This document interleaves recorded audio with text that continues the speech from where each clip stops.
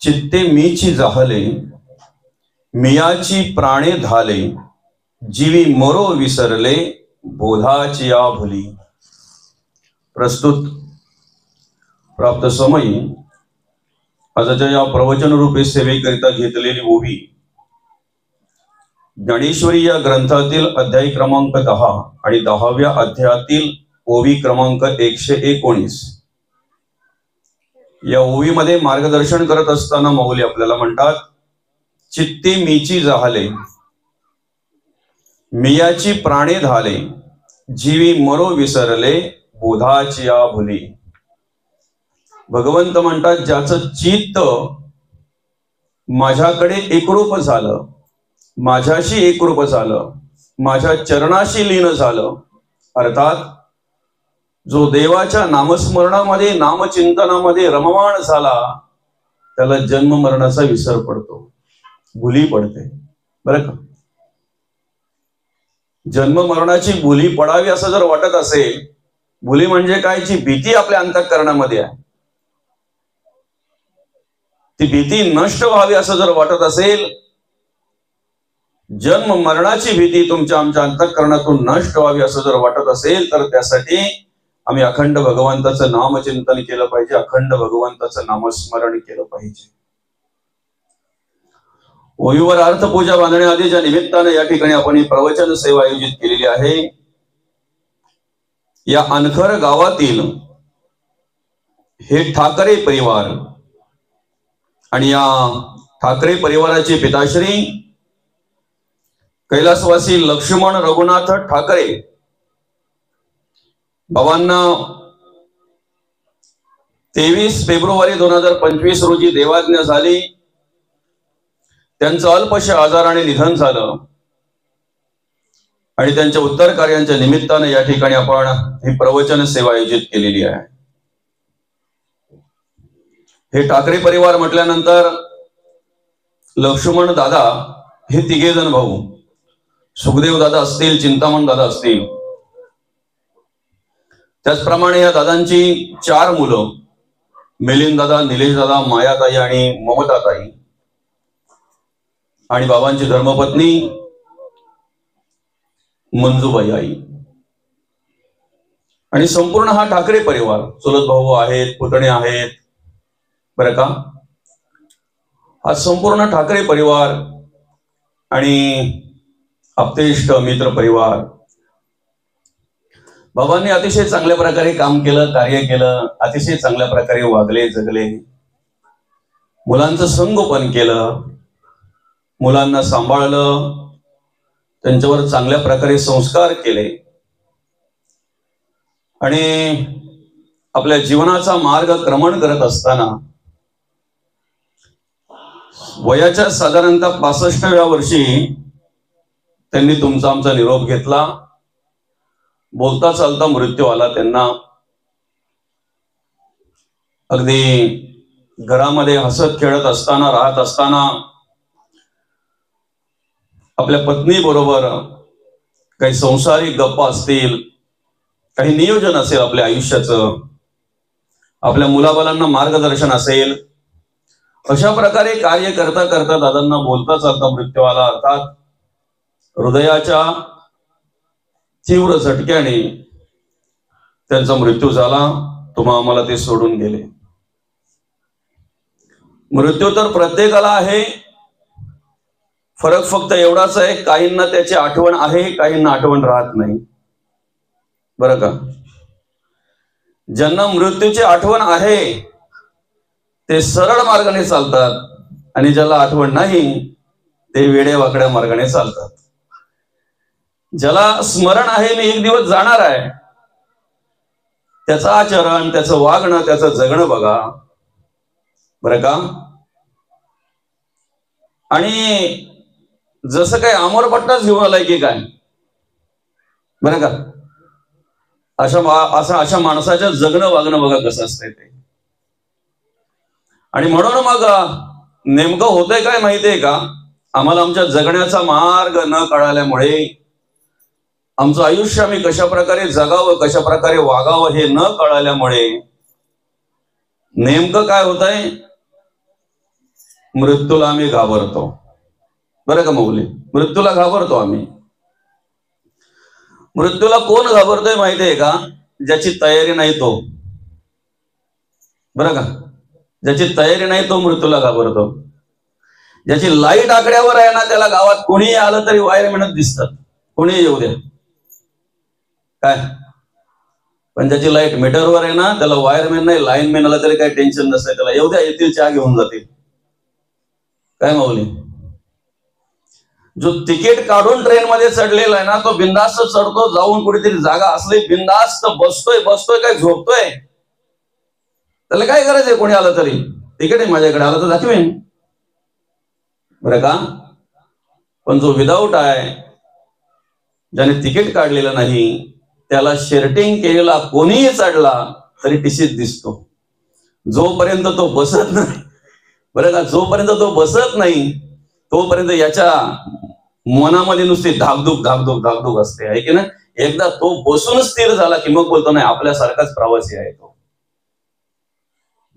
अर्थात मृत्यूची भीती कोणाला वाटते माहितीये का? ज्या कामानिमित्त आम्हाला हा नरदेव भगवंताने दिलेला आहे, त्या कारणास्तव दिलेला आहे, ते काम ज्याच्याकडून झालं नाही, नुसती मौज मजा केली, प्राण्या पक्ष्यांसारखा जगला, त्याला मृत्यूची भीती वाटते. तो मृत्यूकडे शत्रू म्हणून पाहत असतो. संतांमध्ये आणि आमच्यामध्ये हाच फरक आहे. ज्या मृत्यूकडे आम्ही शत्रू म्हणून पाहतोय ना, त्या मृत्यूकडे संतांनी मित्रत्वाच्या भूमिकेने बघितलं, मित्र म्हणून बघितलं. बरं का. आपला एखादा वैरी असेल, एखादा शत्रू असेल, त्याच्याकडे आपण कशा दृष्टीने पाहतो बरं? जसं आपण पाहतो तसा तो पाहतो. सृष्टीचा नियम आहे. काय नियम आहे? जे तुम्ही समोरच्याला देणार तेच तुम्हाला परत करणार. पेरले ते उगवते. बरं का. आंबे लावले असतील तर चिकूची अपेक्षा करून चालेल का? नाही चालणार. बरोबर आहे की नाही? जे लावू तेच ना, तेच उगवणार. घोसाले लावले असेल तर ते घोसालेच येतील ना. तुम्ही काकड्या देता कशा काय जमेल? ते काकड्याची अपेक्षा करून कसे जमेल? काकडी लावली असेल तर काकड्याच येणार. जसं सृष्टीचा नियम आहे तसा कर्माचाही नियम आहे दादा. जे करावे तसे भरावे, जे आम्ही करतोय तसं भरायचं येत आहे. आणि म्हणून ज्याला मृत्यूचं स्मरण आहे, मला एक दिवस जायचं आहे, हे स्मरणात आहे, त्याचं जगणं वागणं बघा कसं असतंय. धर्म आचरणाने जगत असतो, नीतीने जगत असतो, धर्म आचरण करत असतो त्या ठिकाणी तो.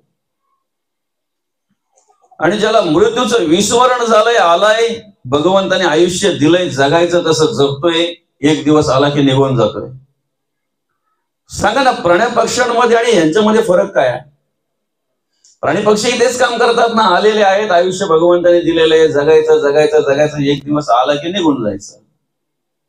मग आमच्यामध्ये आणि त्यांच्यामध्ये फरक काय आहे? आणि म्हणून आम्हाला मृत्यूचं स्मरण पाहिजे, भीती नको. आठवण पाहिजे मला जायचंय, भीती अंतःकरणामध्ये ठेवायची नाही. बरं का. जन्म झालेला आहे, प्रत्येकाला जावं लागणार आहे. प्रत्येकाचं आयुष्य भगवंताने वेगवेगळ्या प्रकारचं दिलेले, प्रत्येकाला वेगवेगळ्या प्रकारचं आयुष्य दिलेलं आहे. जीवनाचा आनंद जर घ्यायचा असेल, आयुष्याचा आनंद जर आम्हाला घ्यायचा असेल, तर त्यासाठी किती आयुष्य आहे याचा विचार करू नका. बरं का. मला किती आयुष्य आहे, आता तसं शास्त्रामध्ये 100 वर्ष दिलेले आहे. शतवर्ष वय नेमिले, शतवर्षाची गणनारे तुम्ही वासुदेव म्हणा.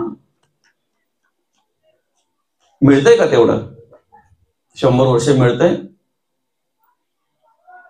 आता सध्या चालू आहे तोपर्यंत काय, एकदा इथून निघाल्यानंतर काय होईल सांगू शकत नाही. बसल्या काय होईल सांगू शकत नाही. माणसाचा देह म्हणजे पाण्याचा बुडबुड आहे, निर्माण झाला काय आणि फुटला काय. पण फुटणार आहे एवढं लक्षात ठेवा, जाणार आहे एवढं स्मरणात ठेवावं. मृत्यूचं स्मरण असावं. भीती नको ना, जायचंच आहे तर मग भीती कशाला पाहिजे? तुम्ही त्याच्याकडे मित्रत्वाच्या भूमिकेने बघा. मित्राकडे जर तुम्ही हसून बघितलं तर तो सुद्धा तुमच्याकडे हसून पाहत असतो. पर्याय नाही त्याला. मृत्यूला पर्याय आहे? मृत्यूला पर्याय नाही आहे. बाकी सगळ्या गोष्टींना पर्याय आहे आमच्या, पण मृत्यूला पर्याय नाही आहे. आणि मृत्यूला पर्याय नाही म्हणून महादेव आधीच स्मशानात जाऊन बसले. काय मृत्यूला पर्याय नाही ना, म्हणून महादेव आधीच कुठे जाऊन बसलेत? स्मशानात जाऊन बसलेत. त्यांना माहिती आहे शेवटी जागा इथेच आहे प्रत्येकाला. जेव्हा माणसाला कोणी नसतंय ना माऊली, कोणी नसतंय, एक पाण्याची बॉटल, कोणी नसतंय, अर्थात कार्य करत असताना, जगत असताना, वागत असताना जोपर्यंत त्याच्याकडून सगळ्यांच्या आशा अपेक्षा पूर्ण होतात तोपर्यंत सगळे आपले असतात. अलग लक्षात. जोपर्यंत आशा अपेक्षा पूर्ण होतात तोपर्यंत सगळे आपले असतात. एखाद्या वेळी जर एखाद्याच्या मनाविरुद्ध जर झालं तर तो माणूस लगेच आपल्यावरचं प्रेम कमी करतोय, आपल्याकडे पाहण्याचा दृष्टिकोन त्याचा बदलतोय, बरं का? आणि म्हणून जोपर्यंत आमच्याकडे सगळं काय आहे तोपर्यंत एकमेकाचं प्रेम ओसांडून वाहत असते. एकदा काय मनाविरुद्ध झालं की मग मात्र प्रेमही कमी झालं जाते. काही घरापर्यंत आहेत, काही दारापर्यंत आहेत, काही विसाव्यापर्यंत आहेत, नाही काही स्मशानापर्यंत आहेत, तर काही अग्निदेहीपर्यंत आहेत. अग्नी दिल्यानंतर मात्र एकट्या जळणाऱ्या माणसाचं कधीतरी निरीक्षण करा ना. हाडाची काढ केली, रक्ताचं पाणी केलं त्या माणसाने, स्वतःच्या गरजा आशा अपेक्षा बाजूला ठेवल्या त्याने,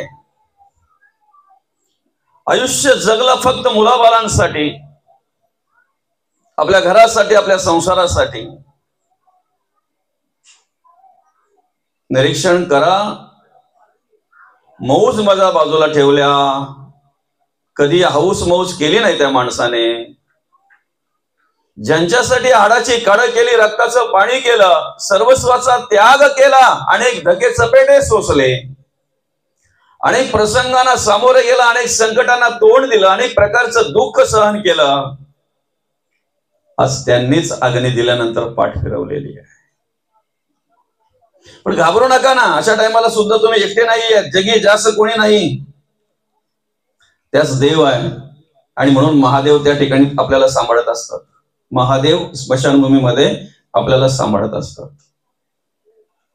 फक्त आम्ही स्मरण ठेवलं पाहिजे अखंड आम्ही काय करायचंय. मायेच्या जाळामध्ये जर आम्ही येऊन फक्त आमच्या पुरतात संकुचित विचार केला, स्वतः पुरतात जर जगत बसलो तर त्या माणसाच्या जगण्याला महत्व नसतंय, जगण्याला महत्व नसतं. तुम्ही स्वतःपुरता, स्वतःच्या घरापुरता, स्वतःच्या संसारापुरता, स्वतःपुरता आयुष्यभर जरी जगलात आणि आयुष्यभर जरी कितीही काबाड कष्ट केले तरी त्याला काबाडीच म्हणतात. काबाडीला दुसरा शब्द आहे हमाल, भार वाहू, बरं का, भार वाहू. पण स्वतःसाठी जगता जगता कधीतरी समाजाचा विचार केला, इतरांचा विचार केला, जे माझ्याकडे सुख आहे ते इतरांना देता येत आहे का बरं? जे समाधान माझ्याकडे आहे ते इतरांना देता येत आहे का? जे देवाचं, देशाचं आणि धर्माचं कार्य मी करतोय त्या संतांच्या विचाराचा प्रसार प्रचार मला करायला जमेल का बरं? ते धर्म कार्य करण्यासाठी मला कुठेतरी सहकार्य करता येईल का, माझ्याकडून घडेल का, याचा विचार आम्ही केला पाहिजे. आणि ज्या वेळेला ह्या विचाराने आम्ही जगतोय वागतोय त्यावेळेला मनुष्य संकुचित राहत नाही, स्वतःपुरता मर्यादित राहत नाही, त्याचं कार्य अमर्याद होऊन जात आहे, अमर्याद होऊन जात आहे. आणि म्हणून देहाची जरी माती झाली, देहाची जरी राख रांगोळी झाली, देहाची जरी राख झाली तरी सुद्धा त्याची कर्म आणि त्याचे कर्म बरंच काही सांगून जात असतात. शेवटपर्यंत ती कर्म तुम्हा आम्हाला आठवण करून देत असतात, आपल्या बरोबर असतात. याला म्हणतात मरावे परी कीर्ती रूपी उरावे. काय म्हणतात याला? मरावे परी कीर्ती रूपी उरावे. जाणं तर प्रत्येकाला आहे रे, श्रीमंत असो वा गरीब असो, एकदा अंतरात्मा निघून गेला की प्रत्येकाच्या देहाला अग्नी दिल्यानंतर प्रत्येकाचे काय होते? सोना नाही ना, सोन्यासारखा माणूस असला तरी राखच, आणि सोन्याचा माणूस असला तरी, नाव जरी त्याचा सोने असेल तरी राखच. फरक नाही माऊली. एकदा अग्नी दिला ना का मग तो श्रीमंत असो, गरीब असो, अशिक्षित असो, सुशिक्षित असो, ज्ञानी असो, अज्ञानी असो, सगळ्यांची जागा एकच, सगळ्यांची स्थिती एकच. मरणोत्तर काय राहतंय, देह गेल्यानंतर राहतंय काय, हे नशिवंत जे काय तुम्ही आम्ही गोळा करतो याच्यापैकी काही राहत नाही, काही कसलाही विचार केला जात नाही. नाही कोणाचे कोणी तुझे नव्हे रे, कोणी अंती जासेल एकला रे, प्राण्या माझे माझे म्हणून. बंधू कोणाची, बहीण कोणाची, कोण कोणाचे, सगळे सोयरे मेल्या पाठी सर्वच राहील, तुटतील धागे दोरे, प्राण्या माईचा बाजार. 2 दिवसाची तुझी जवानी नाही पुढे टिकणार रे, वृद्धपण येता जवळी वैद्य काय करणार, प्राण्या माईचा बाजार. मला वाटतंय ना आता मला खूप फिरावं लागतंय व रोज कुठे ना कुठे कार्यक्रम असतात आपल्या 4-5 तालुक्यांमध्ये, 1-2 जिल्ह्यांमध्ये कुठे ना कुठे जावंच लागतंय. असं वाटतंय मला ज्या वेळेला आरशात पाहतोय तेव्हा केस पिकायला नको होते. फिरायला लागतंय ना आता, पिकले काय करणार, काय समजतंय. ज्या वेळेला देहाने आम्हाला साथ द्यायला पाहिजे, ज्या वेळेला देहाने आम्हाला सहकार्य करायला पाहिजे, जेव्हा सुना आम्हाला विचारत नाहीत, नातवंड आमची चेष्टा करायला लागतात. बरं का, कधीतरी ज्यांच्यासाठी सगळं काही केलेलं असतंय ना, तीच घरातली माणसं बोलतात आमचा बाबा तर काही कामाचा राहिला नाही, कामाचा नाही राहिला बाबा. बाबा खरं आहे ना.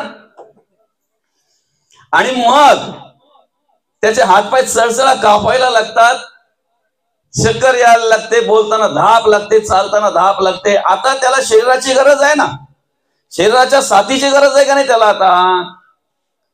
पण शरीर सुद्धा शेवटच्या वेळेला साथ देत नाही. तुझं नव्हे हे शरीर, बाकी तर लांबच गेलं. काय बाकी लांबच गेलं ना बाबा.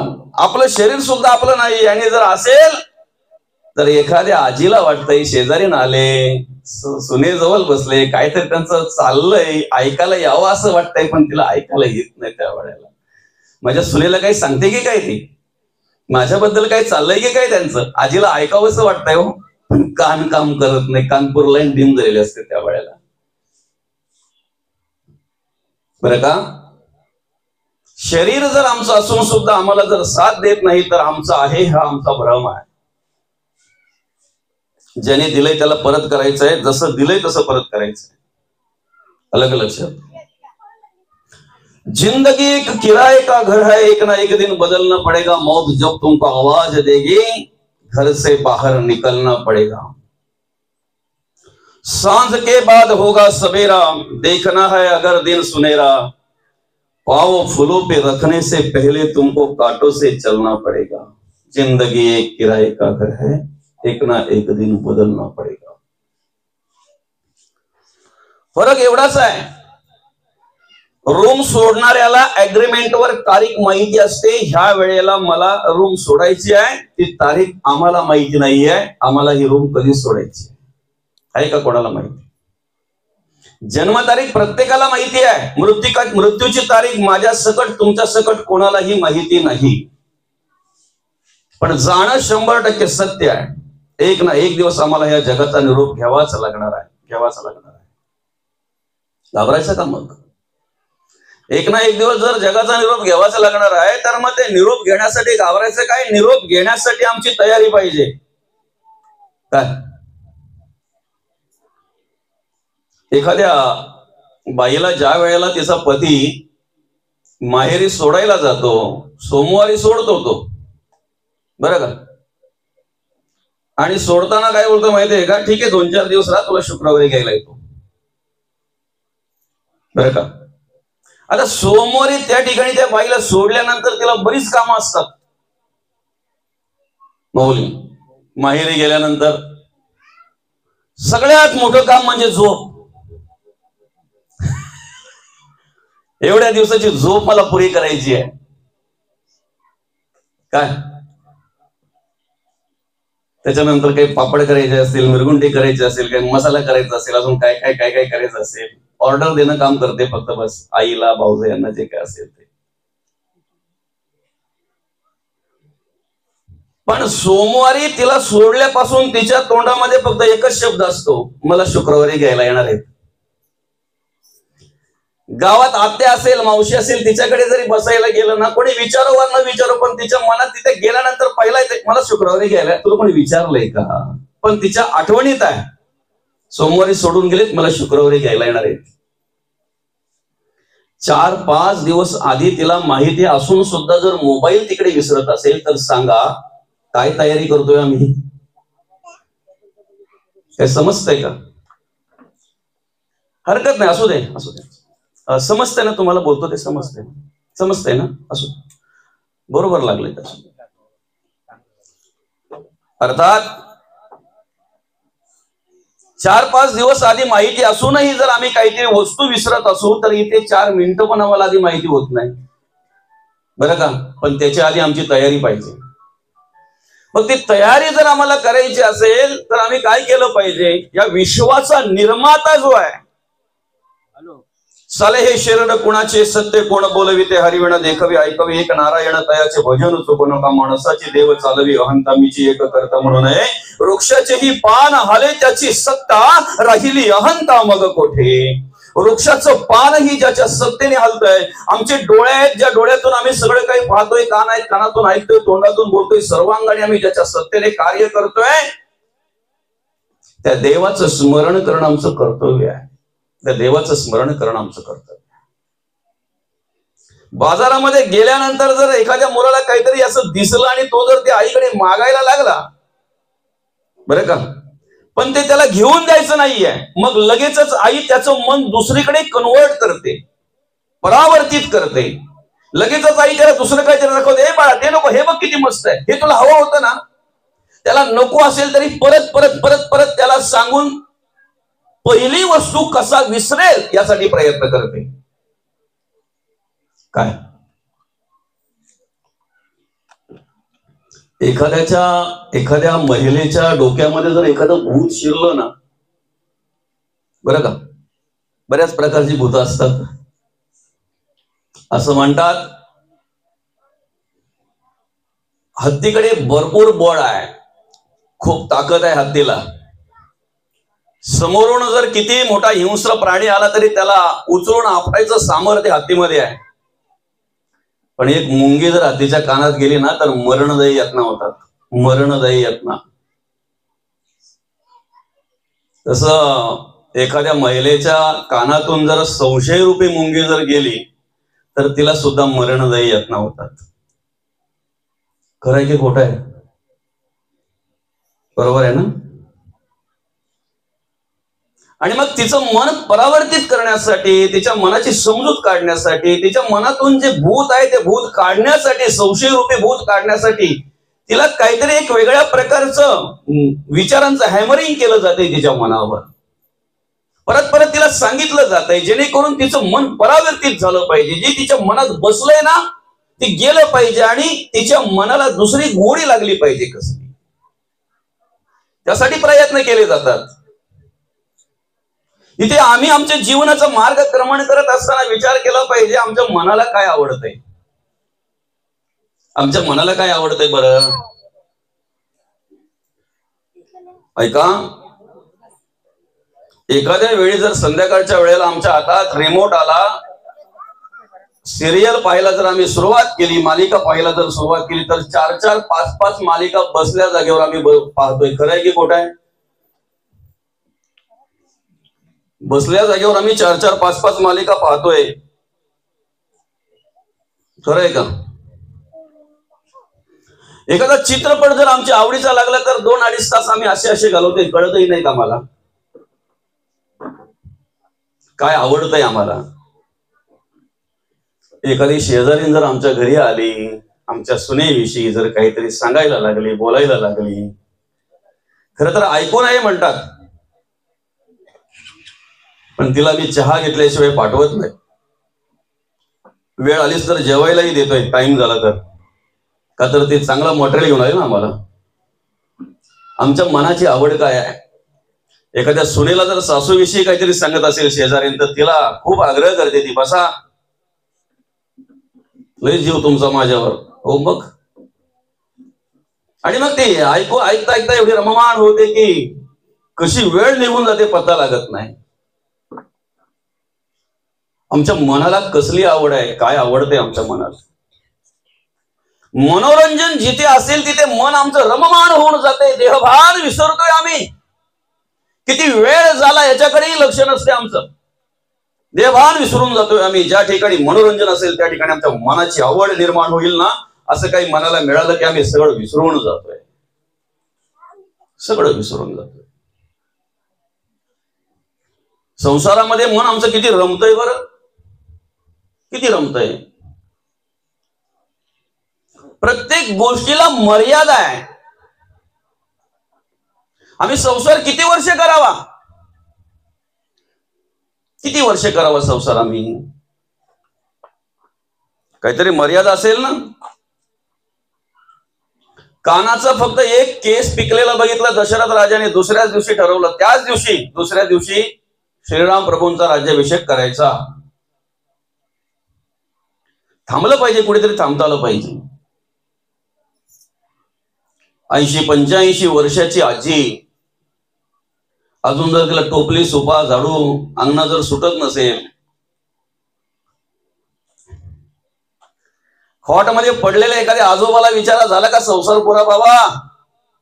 नाही ना, तेवढं नातवाचं लग्न बघितलं असतं बरं झालं असतं.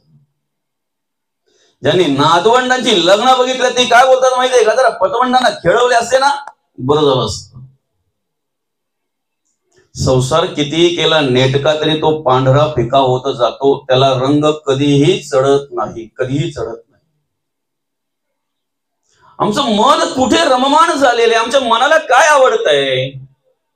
मन वढाय वढाय उभ्या पिकातील ढोर, किती हाकया फिरयत पिकावर. त्याला किती जरी चांगलं शिकवलं, चांगलं सांगितलं ना तरी सुद्धा ते स्वीकारेलच असं नाही, स्वीकारेलच असं नाही. मला सांगा माऊली, कधीतरी पत्ता खेळताना माणसाला झोप आले का? पाना हातात येत ना डोलायला लागला तो आले कधी? झोपण्याच्या वेळीही माणूस जागा असतो, कारण झोपण्याच्या वेळीच पत्ता खेळायला जातात ते रात्रीच्या वेळेला. अवगुण करताना, वाईट कर्म करताना मनुष्य झोपण्याच्या वेळीही जागा असतो. ऐका, पण ज्या ठिकाणी आमचं हित आहे, ज्या ठिकाणी आमचं मन रममाण झालं पाहिजे, प्रवचन श्रवण करताना, कीर्तन श्रवण करताना जागण्याच्या वेळी माणसाला झोप येते. हे दुर्दैव आहे, हे दुर्दैव आहे. जागण्याच्या वेळी माणसाला झोप येते. कारण का? आमचं मन रममाण होत नाही, आमच्या मनाला त्या ठिकाणी आवड निर्माण होत नाही, आमचं मन ते स्वीकारत नाही. आणि म्हणून आमच्या मनाला जी माया आवडते, जी अंधश्रद्धा, जे अज्ञान, बरं का, अशा प्रकारे जे मन त्या नको त्या गोष्टीमध्ये रममाण झालेलं आहे, त्या मनाला तिथून बाजूला काढायचं आहे. नको नको मना, गुंतो माया जाळी, काळ आला जवळी ग्रासावं. या काळाची एवढी पडेल वा जेव्हा, सोडविना तेव्हा माय बाप, सोडविना बंधू पाठीची बहीण, शेतीची कामीन दूर राहे, सोडविना राजा देशीचा चौधरी आणि कसोयरी भरी भरी. बरं का, जे मन आमचं गुंतलेलं आहे ना त्याला बाजूला करायचं आहे. बरं, काय हिताचं तरी आहे का? मन जे काही करतंय ते हिताचं आहे का? आम्ही एकमेकाची निंदा करतोय, नालिशी करतोय, द्वेष करतोय, तिरस्कार करतोय, मत्सर करतोय, याच्याने काय पुण्य गोळा होतोय का? हिताचं आहे आपल्या? त्याच्याने हित आहे का? कधीतरी त्याच मनाला विचार ना, मनात जे काही तो करतोय त्याच्यात हित आहे का रे तुझं? विचारा त्या मनाला. स्वतःसाठी पापाचा खरडा मनुष्य खोदत असतो, स्वतःसाठी. रात्रीची वेळ आहे, घरातले सगळे शांत निवांत झोपलेले आहेत, पण त्या घरातल्या उंदराला एक उपडं टोपलं दिसलं, टोपलं उपडं ठेवलेलं दिसलं. आता त्या उंदराने विचार केला, ज्या अर्थी हे टोपलं उपडं ठेवलंय त्या अर्थी या टोपल्याच्या खाली काहीतरी असेल. बरोबर आहे की नाही? अन्न धान्य काहीतरी असेल. उपडं ठेवलेलं टोपलं मी सरळ तर करू शकत नाही काय, पण कमीत कमी प्रयत्न केले तर त्याला होल करून आतमध्ये जाऊ शकतो. आणि त्याने प्रयत्न सुरू केला त्या उपड्या असलेल्या टोपल्याला होल करायचा प्रयत्न सुरू केला त्याने.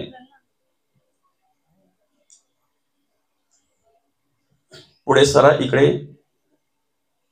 इकडे सरा, या या सरा, इकडे पुढे या. आणि काय झालं,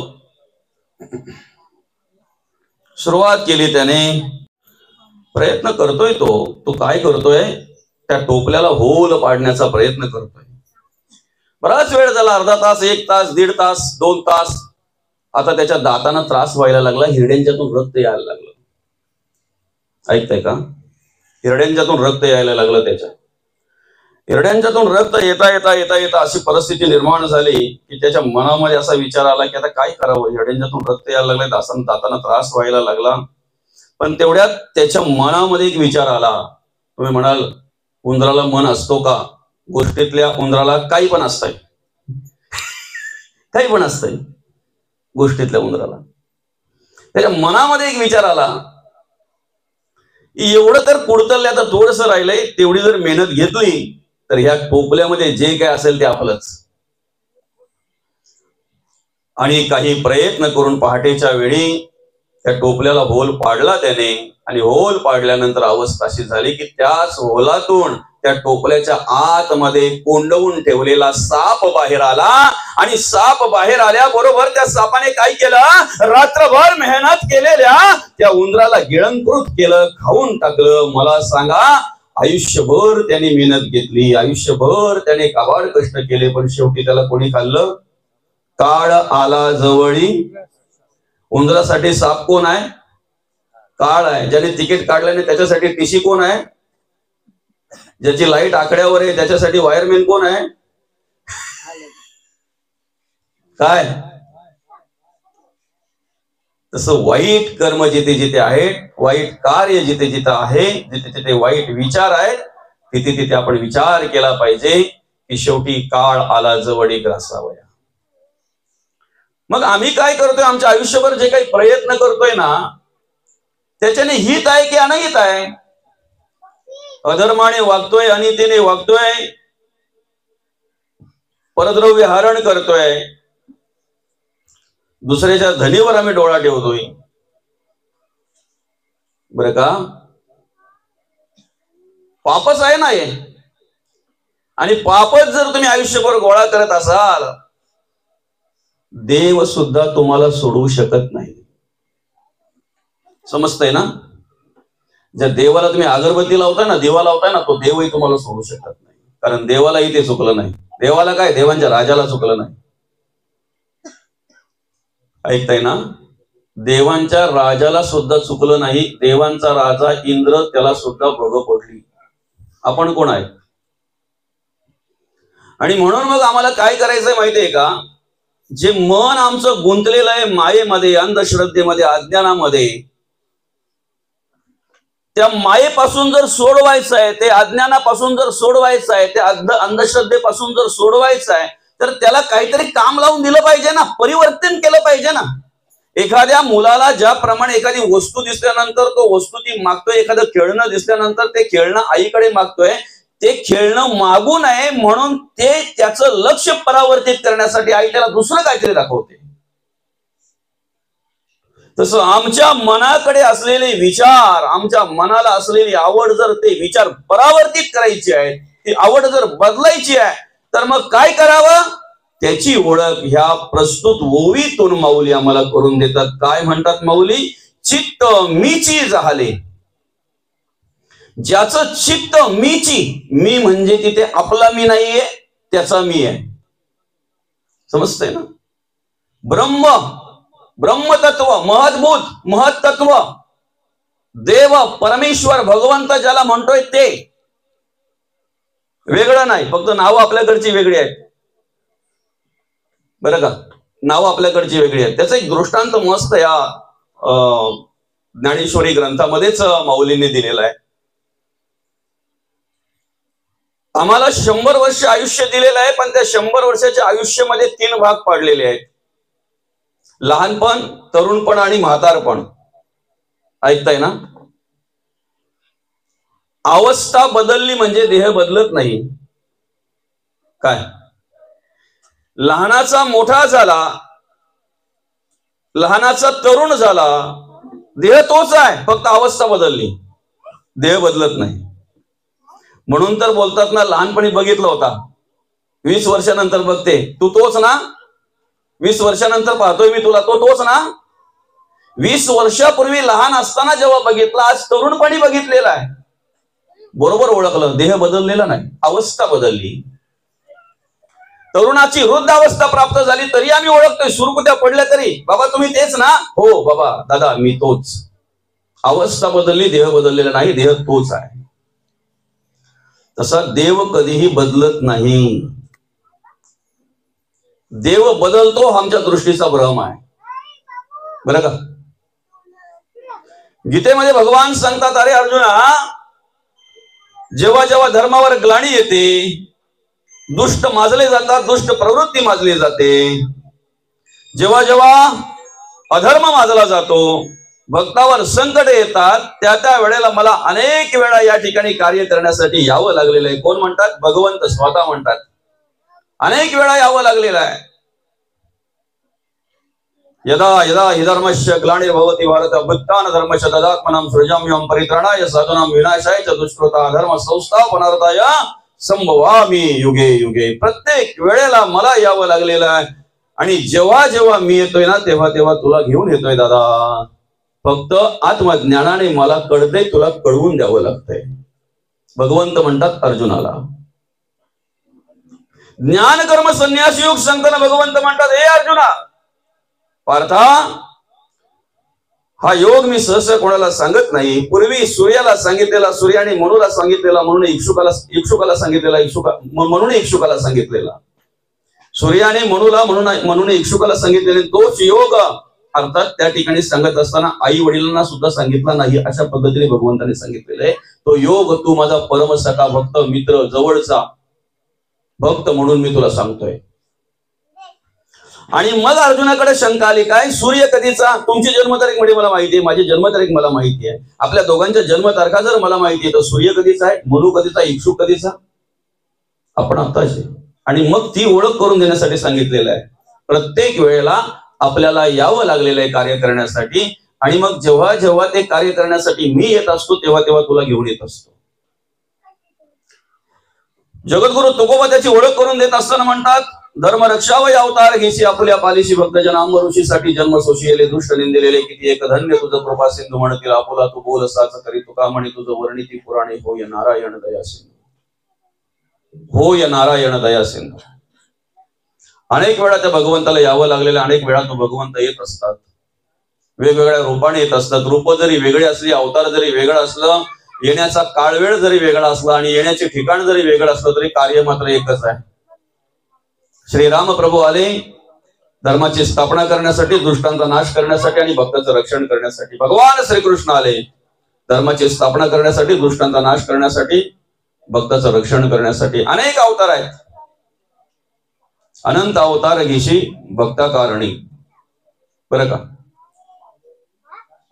स्वतः भगवंत म्हणतात, कृता त्रेता आणि द्वापारामध्ये मी अनेक अवतारामध्ये येणार आहेत. मत्स्य, कूर्म, वराह, नृसिंह, वामन, परशुराम, राम, कृष्ण, बौद्ध आणि कल्की. कलियुगामध्ये मी साधू पुरुषांच्या रूपाने कार्य करणार आहे, संत पुरुषांच्या रूपाने कार्य करणार आहे, संतांच्या रूपाने कार्य करणार आहे. कोण? भगवंत स्वतः म्हणतात कलियुगामध्ये. आणि म्हणून जगाच्या कल्याणा संतांच्या विभूती, देह कष्ट वेती परोपकारे.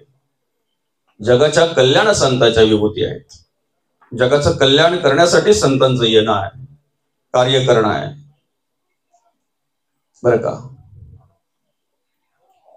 अवतार जरी वेगवेगळे असले, अवतार कार्य जरी वेगवेगळं असलं, अवताराचं येण्याचं ठिकाण, कारण, निमित्त जरी वेगवेगळं असलं, तरी महत्वाचं भगवंताचं कार्य मात्र एकच आहे. तो मीची, काय म्हटलेलं आहे, चित्ते मीची झालं. चित्त संसारामध्ये वित्ताला महत्व आहे. अनेक मित्र तुमच्या जवळ येतील कधी? जेव्हा तुमचा खिस्सा गरम असेल तेव्हा, बरोबर आहे की नाही?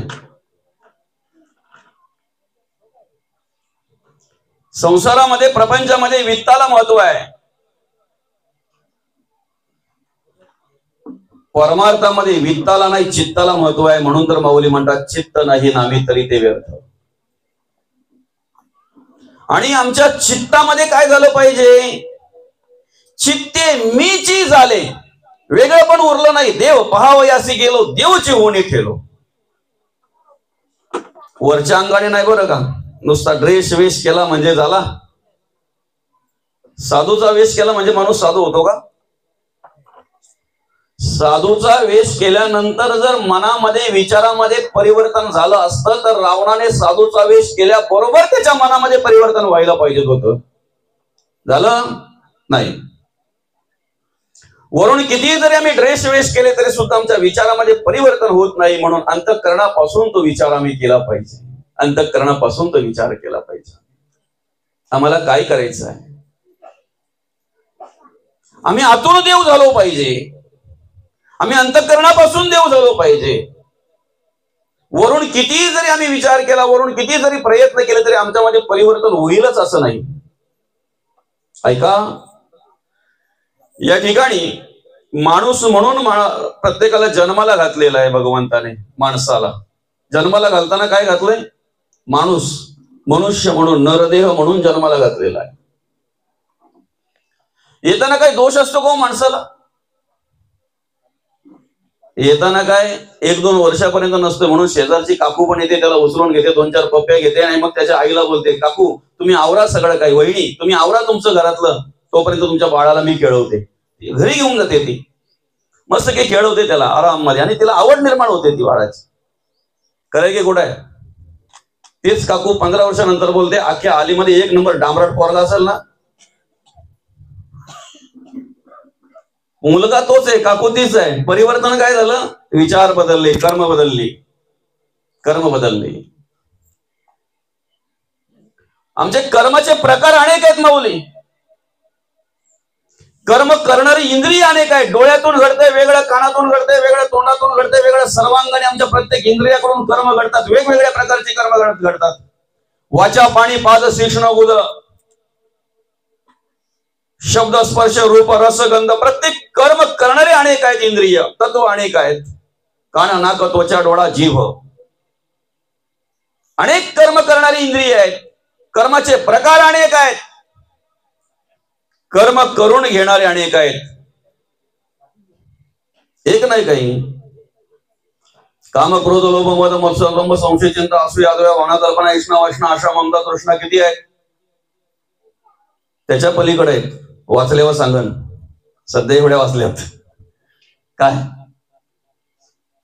कामाचा अतिरेक झाला अत्याचार घडणार, क्रोधाचा अतिरेक झाला हिंसाचार घडणार, लोभाचा अतिरेक झाला भ्रष्टाचार घडणार. म्हणून पूर्वी असं बालावर लिहिलेलं असायचं, अति तिथं माती. आता पाहताना होताना पाहायला मिळते.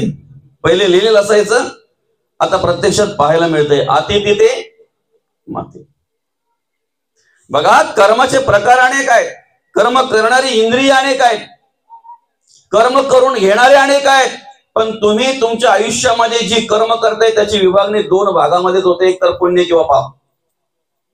2च भागामध्ये होते, पुण्य किंवा पाप.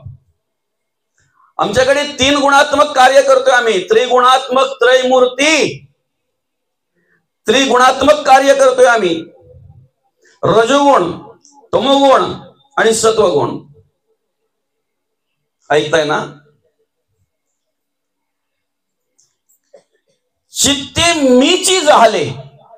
चित्ताने जर आम्हाला देव व्हायचंय, अंतःकरणाने जर आम्हाला देव व्हायचंय, वरून नाही आतून जर आम्हाला देव व्हायचंय, तर ऐका, 3 गुणाने या ठिकाणी मनुष्य कार्य करतोय, रजोगुण तमोगुण आणि सत्वगुण. शास्त्रामध्ये सांगितलेलं आहे, रजोगुणे पुनरावृत्ती. तुम्ही रजोगुणाने जर कार्य करत असाल तर पुनरपी जननम पुनरपी मरणम पुनरपी जननी जठरी शयनम. फक्त वरून वरून बोलाल पुनरपी नाही या संसारा, आतून सगळा चालू आहे संसार ना, प्रपंच ना, बराच सगळा धिंगाणा चालू आहे. रजोगुण. तमोगुणे अधोगती. शास्त्र सांगताय सत्वगुणे भगवत भक्ती पावती प्राणी. सत्वगुण. आता आम्ही शोधला पाहिजे, आम्ही परमार्थ करतोय, पण आमच्या अंतःकरणामध्ये रजोगुण आहे, तमगुण आहे का सत्वगुण आहे?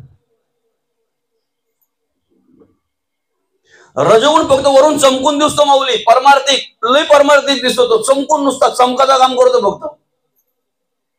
प्रत्यक्ष वेळ येते ना काय सांगू. रजोगुणी माणूस जगता वागताना एकाला आधार देत नाही, तंगडे खेचायचं काम करतोय, विरोध आणि विरोधच करायचं काम करतोय. याचा मत्सर कर, त्याचा तिरस्कार कर, याचा द्वेष कर. ज्याचा द्वेष केला, तिरस्कार केला, ज्याचे तंगड्या आणि तंगड्याच खेचायचं काम केला, ज्याला विरोध आणि आयुष्यभर ज्याला विरोधच केला, त्याच्या मैतावर गेल्यानंतर तोच माणूस स्मशानभूमीत बोलतो. अख्ख्या गावात जर चांगला माणूस असेल तर हा बोलणारा रजोगुणी आहे. समजतंय का? एखाद्याच्या मैतावर गेलो आम्ही तर घरी आल्यानंतर कपडे बाहेरच्या बाहेर काढून टाकतोय आम्ही. खरंय की खोटं आहे? आंघोळ केल्याशिवाय कशाला स्पर्श करत नाही. बरोबर आहे का? एखाद्याच्या माणसाच्या मैतावर जर आम्ही गेलो, माणसाचं चाललंय, प्राण्या पक्षाचं नाही, माणसाच्या मैतावर जर आम्ही गेलो तर घरी आल्यानंतर कपडे बाहेरच्या बाहेर काढून टाकतोय. आंघोळ केल्याशिवाय कशाला स्पर्श करत नाही. थुंका गिळत नाही काही माणसं तोपर्यंत. कपडे बदलले का लगेच बाजारात जाऊन अर्धा किलो पाव किलो घेऊन येतो. अख्खा प्राणी नाही तर पक्षी. रजोगुण आहे. रजोगुणे पुनरावृत्ती. पापाला पापच म्हणा, पुण्यामध्ये रूपांतर कधीच होणार नाही, त्याचं कधीच होणार नाही. दुसऱ्याला दुःख देऊन जर तुम्ही सुखाची अपेक्षा करत असाल ना, भ्रम आहे तुमचा. काय सगळी सूत्र आपल्या जवळ आहेत, फक्त कळली पाहिजेत. रजोगुणे पुनरावृत्ती, तमोगुणे अधोगती, सत्वगुणे भगवत भक्ती. आता सत्वगुण कशावर अवलंबून आहे? तुम्ही कुठल्या जागेवर बसता याच्यावर सत्वगुण अवलंबून आहे. म्हणून नाक्यावर बसल्यावर नाक्यासारखेच विचार येतात. खरंय की खोटं आहे? काय माऊली? स्मशानात गेल्यानंतर एवढं वैराग्य काय ते बरं, लोकांना लुबाडणारा पण तिथे बोलतोय. काय काम सांगावं, माणसाच्या बरोबर खरगोट सुद्धा येणे. लुबाडून खाल्ले लोकांना, तो सुद्धा तिथं वैराग्य. काय सांगावं, माणसाच्या बरोबर काही येत नाही. काय करतो रे माणूस? एकदा स्मशान सोडलं काय याला माझ्या मागल्या. सत्वगुण जो आहे तो तुम्ही कुठल्या जागेवर बसताय त्या जागेवर अवलंबून आहे. त्या जागेचा दोष चांगला किंवा वाईट जो काही असेल तो तुमच्या अंतःकरणामध्ये निर्माण होत असतो. म्हणून पूजेला घेताना जे आसन असते ते आसनच ठेवा. झोपाची चटई घेऊ नका. मौली, ज्या वेळेला आपण ज्या आसनावर पूजा करतोय ना, रोज नामस्मरण करतोय, नामचिंतन करतोय, त्या आसनाला नुसता चरण स्पर्श झाला तरी माणसाची बुद्धी बदलली पाहिजे, एवढं सामर्थ्य त्या आसनामध्ये असतंय. कुठल्या जागेवर आम्ही बसतोय ना त्याच्यावर आमचे विचार अवलंबून आहेत. श्रीराम प्रभूंना वनवास सांगितलं. इतिहास खूप मोठा आहे, गोष्ट खूप मोठी आहे, त्याच्यामध्ये वेळ आपण घालवत नाही. पुढे सरकू आपण. लक्ष्मण, सीता आणि प्रभू रामचंद्र तिघेही वनवासाला निघाले. रस्त्यामध्ये जात असताना लक्ष्मणाच्या मनामध्ये विचार आला, माझ्यासारखा भाग्यवान कोण आहे? ज्या प्रभू रामचंद्रांचा चरण स्पर्श व्हावा, प्रभू रामचंद्रांचं दर्शन व्हावं म्हणून लोक एवढा तास करतायत. आज मला प्रत्यक्ष त्यांची सेवा करण्याचं भाग्य लाभलेलं आहे. माझ्यासारखा भाग्यवान कोण आहे? भाग्यवान माझ्यासारखा. काय विचार असेल लक्ष्मणाच्या मनामध्ये, जबरदस्त एकदम. चालतायत रस्त्यामध्ये, चालता चालता आपल्याकडे नाही का माल असतात, आमक्याचा माल ना, मग तिथून ती वय असते ना, त्याच्यानंतर दुसऱ्याचा माल, कालदाच्या मालाच्या पलीकडे बालदाचा माल असेल तर तसं काय वाटून घेऊ नका. एक उदाहरण आहे बरं का माऊली. ठराविक जागा सोडली, ती शिव ओलांडली आणि एका माळावर जसा प्रवेश केला या तिघांनी, तसा लक्ष्मणाच्या मनातला विचार बदलला. त्या भूमीचा स्पर्श झाल्याबरोबर, त्या जागेचा स्पर्श झाल्याबरोबर लक्ष्मणाच्या मनामध्ये विचार काय आला, अरे वनवास तर श्रीरामाला सांगितलेला आहे, त्याची बायको आहे, त्याची पत्नी आहे, म्हणून सीतामाई बरोबर आहे, ठीक आहे, माझी कशाला वर्तन पाहिजे. आता तिकडे गेल्यानंतर कंदमुळं कोणाला आणायला लागतील, मला. पर्णकुटी कोणाला बांधायला लागेल, मला. फाट्या बिट्या कोणाला गोळा करायला लागतील, मला. जे काय असेल ते कोणाला करायला लागेल, जे काही काम असेल मला. कशाला माझी धावपळ पाहिजे. सर्वज्ञ असलेल्या प्रभू रामचंद्रांनी लक्ष्मणाच्या मनातला विचार जाणला आणि लक्ष्मणाला सांगितलं, लक्ष्मणा, या माळाची माती थोडी खिशात ठेव रे तुझ्या. ठेवली ना, जोपर्यंत ती माती खिशात आहे तोपर्यंत विचार हाच, माझी धावपळ का पाहिजे. ठराविक अंतरावर गेल्यावर एका गंगेवर स्नान करत असताना, स्नान करायचं म्हणून कपडे काढले. कपडे काढल्याबरोबर लक्ष्मणाचे विचार बदलले. पूर्वीचे विचार जे होते ते त्याच्या मनामध्ये आले, माझ्यासारखा भाग्यवान कोण आहे, त्या प्रभू रामचंद्रांचा चरण स्पर्श व्हावा, दर्शन व्हावं म्हणून लोक एवढा अट्टास करतायत, त्या प्रभू रामचंद्रांची सेवा करण्याचं भाग्य मला लाभलेलं आहे. ऐका, अंघोळ झाल्यानंतर ज्या वेळेला कपड्यांच्या जवळ आले त्यावेळेला प्रभू रामचंद्रांनी सांगितलं, लक्ष्मणा, शर्ट उलटा करून झटक, सगळी माती निघून गेली पाहिजे. माती निघून गेली, शर्ट घातला. पण लक्ष्मणाच्या मनामध्ये चलबिचल झाली का, मध्यंतरी माझ्या मनामध्ये वाईट विचार आलाच कसा.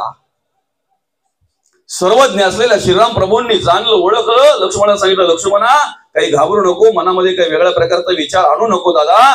ठराविक जागेवर ज्या वेळेला आपण प्रवेश केला त्यावेळेला तुझ्या मनातले विचार बदलले. त्याला कारण काय, सुंभ आणि उपसुंभ हे दोघे सख्खे भाऊ तिलोत्तमा नावाची अतिशय सुंदर स्त्री प्राप्त करून घेण्यासाठी त्या दोघांचं युद्ध झालं. किती युद्ध झालं, दोघही गतप्राण ज्या जागेवर झाले त्या जागेचा दोष तुझ्यामध्ये उतरला आणि म्हणून त्या जागेवर प्रवेश केल्याबरोबर तुझे विचार बदलले. ऐका, ज्या जागेवर तुम्ही बसताय ना त्या जागेचे गुणदोष सुद्धा तुमच्यामध्ये आल्याशिवाय राहत नाही.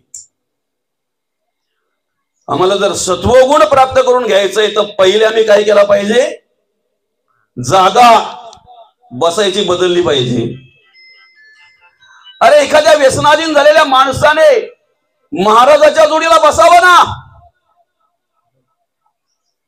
पण महाराजांनी व्यसनी माणसाच्या बरोबर. ऐकताय ना, जागा.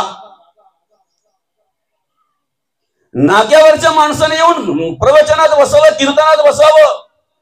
24 तास नाका आंबवणाऱ्या माणसाने कुठेतरी नामचिंतन करत जावं, कुठेतरी मंदिरामध्ये बसावं, तीर्थक्षेत्री जावं. पण आध्यात्मिक विचाराच्या माणसाने नाक्यावर बसणं शोभनीय वाटतंय का, शोभतंय. जागेवर चाललंय. दुसरं, बऱ्याच काही गोष्टी आहेत, त्यातलं हे पहिलं झालं.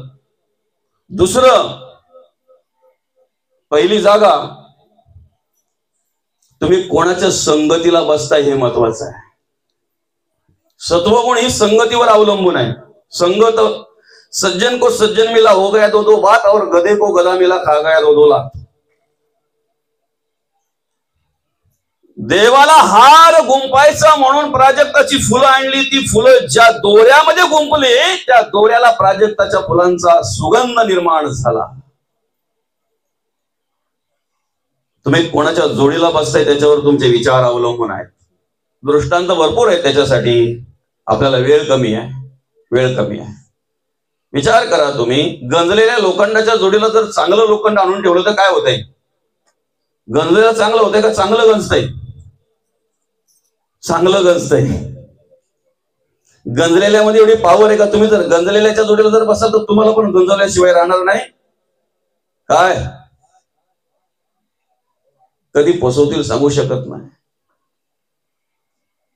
जागा, संगत, खाणं, काय खातोय त्याच्यावर आपले सत्वगुण अवलंबून आहे. गुण, कुठलं अन्न खातोय आपण त्याच्यावर आपले गुण अवलंबून आहेत. म्हणून काहीही खाऊन परमार्थिक समजू नका. शास्त्राला मान्य नाही ते. विचार बघा, आपण मनामध्ये स्वतःच्या मनाला विचारा. स्वतःचं मन जर सांगत असेल ना तुम्हाला, खऱ्या अर्थाने तुम्ही परमार्थिक आहात, भक्ती करताय, तुम्ही नामस्मरण करताय, नामचिंतन करताय, खऱ्या अर्थाने तुम्ही पांडुरंग परमात्म्याचं कार्य करताय, देवाचं कार्य करताय, तुमचं मन जर तुम्हाला साक्षी देत असेल तर बिनधास्त करा. पण तुमचं मन जर कुठेतरी तुमचं काकू करत असेल, कुठेतरी तुमच्याच मनामध्ये कुठेतरी वेगळा विचार येत असेल, तर त्याच वेळेला तुम्ही ठरवलं पाहिजे मी जे करतोय ते